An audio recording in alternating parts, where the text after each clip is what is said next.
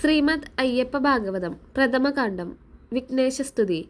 കൈലാസാചലപതിയാകുന്ന ഭഗവാന്റെ കൈകളാൽ ലാളിച്ചീടും ദ്വൈമാതുര ഭഗവാനാം ശ്രീഗണേശനായിത ദണ്ഡമാം നമസ്കാരം ദണ്ഡനാശത്തിനായി അടിയൻ ചെയ്തിടുന്നേൻ. സരസ്വതി സ്തുതി.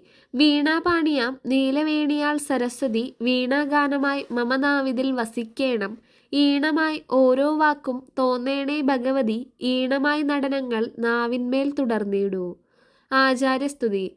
അന്ധകരാരി ഗുരു എൻപുമാൻ മനതാരിൽ സന്തതം വസിക്കേണേ. മംഗളം വരുത്തേണേ ചിന്തയായി പോലും തവ ചിന്തയെന്നേ മമ അന്തരംഗത്തിൽ മറ്റു ചിന്തകൾ വരുത്തല്ലേ. ആസ്ഥാന ദേവതാസ്തുതി.